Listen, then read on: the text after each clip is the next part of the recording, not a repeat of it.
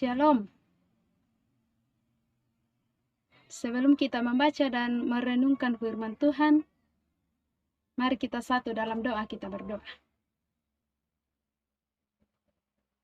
Bapa di sorga, kami bersyukur Tuhan untuk setiap kebaikan Tuhan yang terjadi dalam kehidupan kami. Engkau masih memberikan kami kesempatan dan waktu yang indah Tuhan untuk mendengarkan dan merenungkan firman-Mu pada saat ini. Biarlah ya Tuhan firman-Mu yang akan kami baca dan kami renungkan pada saat ini boleh menjadi pedoman di dalam menjalani kehidupan yang Tuhan anugerahkan bagi kami.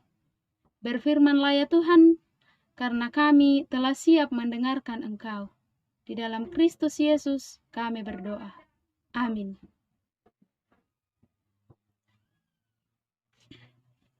Bahan bacaan kita dari Yohanes 15 ayat 9 sampai ayat 17. Yohanes pasal 15 ayat 9 sampai 17 yang menjadi bahan utama perenungan Minggu tanggal 9 Mei 2021. Yohanes pasal 15 ayat 9 sampai 17. Firman Tuhan berbunyi demikian. Perintah supaya saling mengasihi. Seperti Bapa telah mengasihi aku, demikianlah juga aku telah mengasihi kamu. Tinggallah di dalam kasihku itu.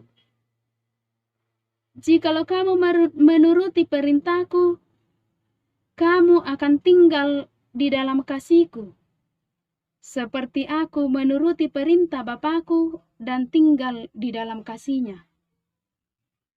Semuanya ini kukatakan kepadamu, supaya sukacitaku ada di dalam kamu, dan sukacitamu menjadi penuh. Inilah perintahku, yaitu supaya kamu saling mengasihi, sama seperti aku telah mengasihi kamu. Tidak ada kasih yang lebih besar daripada kasih seorang yang memberikan nyawanya untuk sahabat-sahabatnya. Kamu adalah sahabatku, jikalau kamu berbuat apa yang kuperintahkan kepadamu. Aku tidak menyebut kamu lagi hamba, sebab hamba tidak tahu apa yang diperbuat oleh tuannya. Tetapi aku menyebut kamu sahabat, karena aku telah memberitahukan kepada kamu segala sesuatu yang telah kudengar dari Bapakku. Bukan kamu yang memilih aku, tetapi akulah yang memilih kamu. Dan aku telah menetapkan kamu supaya kamu pergi dan menghasilkan buah. Dan buahmu itu tetap, supaya apa yang kamu minta kepada Bapa dalam namaku, diberikannya kepadamu. Inilah perintahku kepadamu, kasihilah seorang akan yang lain. Amin.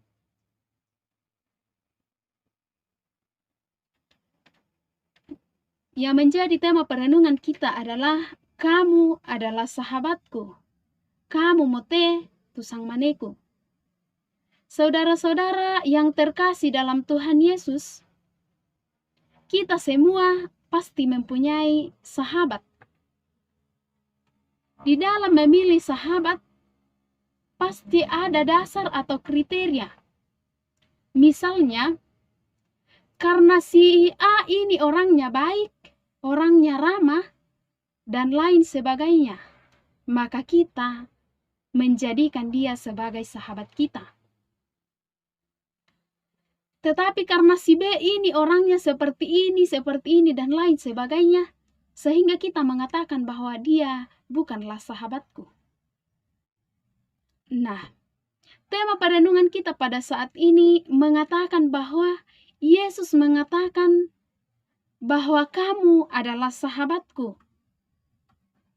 Pemilihan sahabat Yesus berbeda dengan pemilihan sahabat yang manusia maksudkan, di mana Yesus mengatakan, kamulah sahabatku. Itu berlaku untuk semua. baik untuk manusia, baik untuk ciptaan yang lain. Secara khusus, kasih Yesus dinyatakan lewat tindakan nyata, di mana Dia rela memberikan nyawanya untuk sahabat-sahabatnya. Namun, terkadang yang terjadi dalam kehidupan kita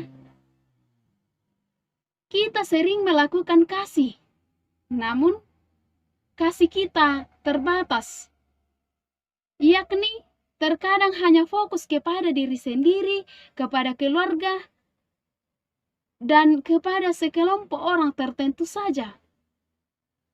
Akan tetapi, kasih Yesus berlaku untuk semua. Manusia pun kadangkala hanya mengasihi lewat perkataan saja, tanpa disertai perbuatan. Sedangkan kasih yang Yesus nyatakan bagi sahabatnya, yaitu melalui tindakan nyata, yakni dengan mengorbankan nyawanya disalibkan supaya semua orang dapat menjadi sahabatnya. Dia lebih menyayangi sahabatnya dibandingkan menyayangi nyawanya sekalipun. Sebagai sahabat Yesus, yang menjadi respon kita adalah kita harus melakukan apa yang Yesus perintahkan. Misalnya, kita mengasihi orang lain bukan hanya melalui kata-kata, tetapi juga dinyatakan dalam tindakan yang nyata. Saudara yang sama dikasihi Tuhan, ketika kita memiliki sahabat, pasti semua hal bisa kita lakukan pada sahabat kita. Terkadang ketika kita mengalami masalah, kita tidak sungkan-sungkan lagi mengatakannya kepada sahabat kita. Namun, kadang yang terjadi bahwa sahabat kita memberitahukan kepada orang lain rahasia kita, sehingga dapat membuat kita sakit hati dan bahkan membuat persahabatan kita bisa gagal. Saudara yang sama dikasihi Tuhan, sama halnya dengan persahabatan kita di dunia ini, bahwa terkadang ada hal yang membuat persahabatan kita gagal. Demikian pun dengan persahabatan kita dengan Yesus, ada berbagai hal yang dapat membuat persahabatan kita gagal.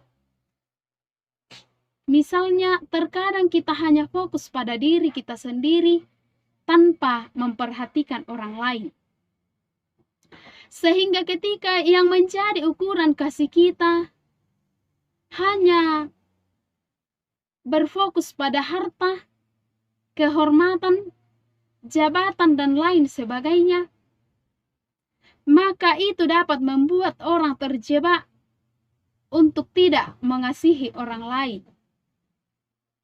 Mengasihi tidak hanya membagi-bagi sesuatu yang bersifat material, tetapi juga membagikan apapun yang kita miliki, talenta, pengetahuan yang kita miliki, maka kita telah meneladani teladan yang Yesus berikan.